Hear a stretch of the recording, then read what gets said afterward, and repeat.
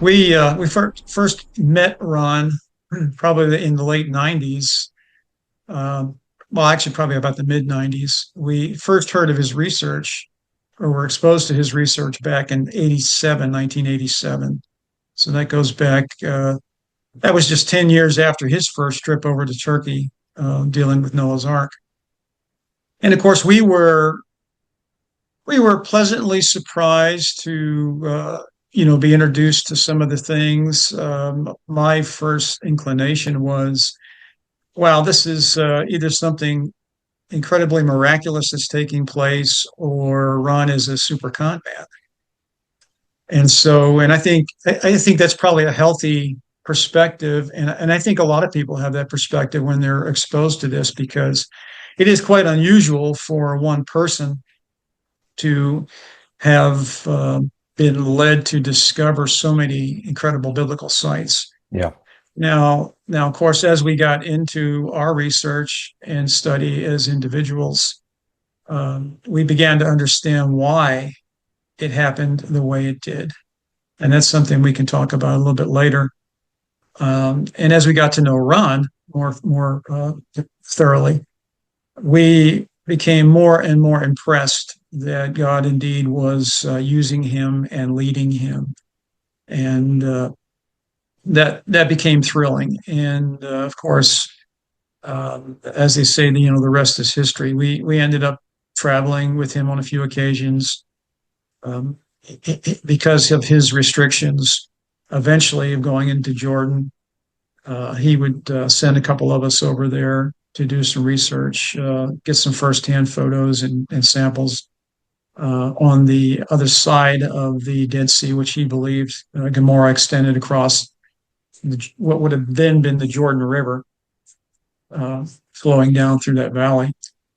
So we had we could tell that Ron had a very healthy connection. He was a man of prayer. He was a man that utilized the Word of God in his research and in his study. And he was just wide open to what God would want from him, and how God would lead him. And I'm sure there were times when he was probably puzzled or questioned, well, why go here? Why go there? But he was also someone who believed in history. He loved history, studied history. So he was somewhat of a historian. And so, you would find him at times, in university libraries, different places like that, just researching various components of what these stories entailed. So it was just delightful to have had that contact with him.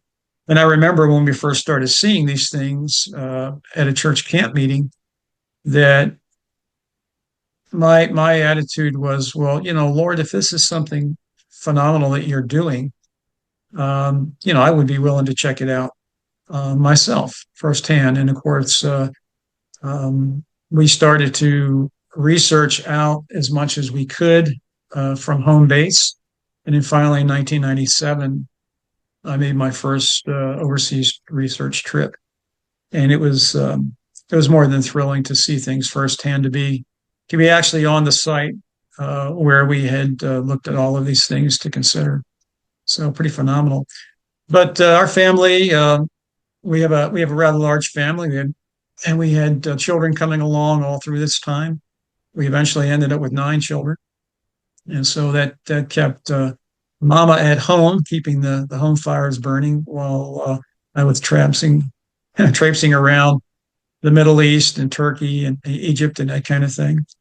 But at home, my wife had eventually became a web designer, developer, and it was in 1995 actually that we had made a decision, her and myself, and a fellow named Bill Fry, and the Wyatts, that we would go ahead and put the newsletters that they had developed over the years up on the World Wide Web.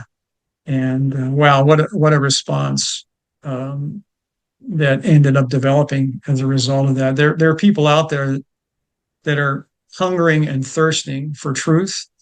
They're looking for for validation and verification that the course that they've taken, perhaps as Christians, is the correct course. The Bible is true, and to see the physical evidence was amazing.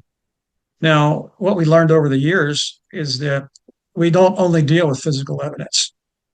We deal with circumstantial evidence. And of course, from Ron Wyatt's research, we were able to recognize that there were a lot of corroborating things that went along with these stories.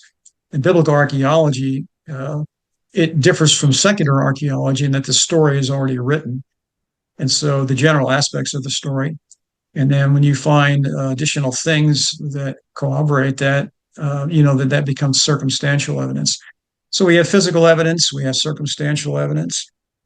And then, of course, you have the biblical account itself that provides a measure of evidence. And then you have the spiritual aspect of things that is also evidentiary. So those four categories we consider with all of the sites that Ron dealt with, seven overall that we deal with at anchoredstone.com. So it's been just an incredible journey, to say the least. And it wasn't until, I'd say, probably around 2006, 7, something like that, that we kind of took a step back and we wondered, why are all of these things happening? I mean, any one of the sites that you go to, it's incredible to be there firsthand, of course, but then to actually re-verify some of the work that Ron was doing. He passed away in 1999. So for a lot of time now, we have been just rescanning, remeasuring, retesting things that he did to verify that he was definitely on the right track. There was no question about that. And there are other organizations around the world that do the very same thing, probably like half a dozen at least, that deal with the very same thing. And now with of course, everyone having a cell phone and whatnot, and you have people doing podcasts, people doing putting things up on Facebook, TikTok, and all the different things. So it's certainly information that has gone around the globe over the last 48 years, and it is doing exactly what it's supposed to do.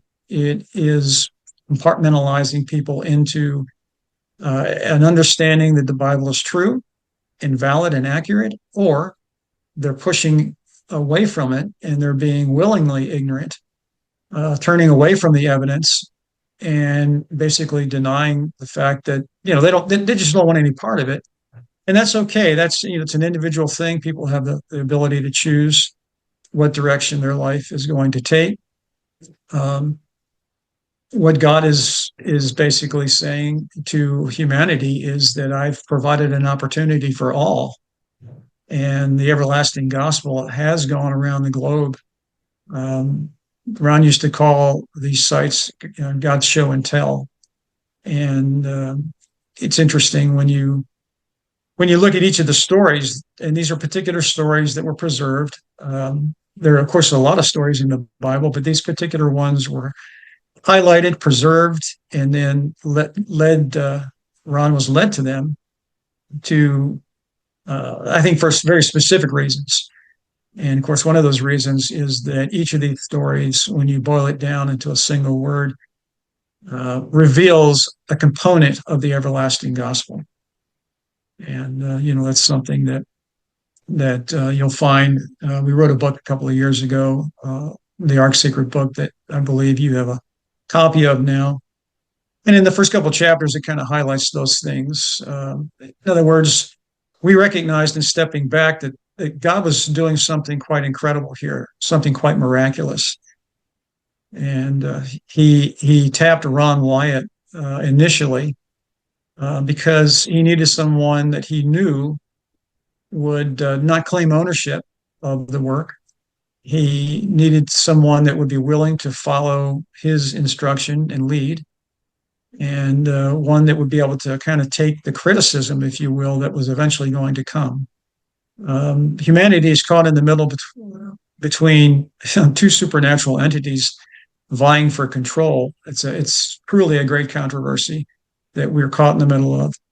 And you know, the enemy tries to keep us distracted, and now God has kind of stepped into the equation kind of directly with these particular sites that have been preserved.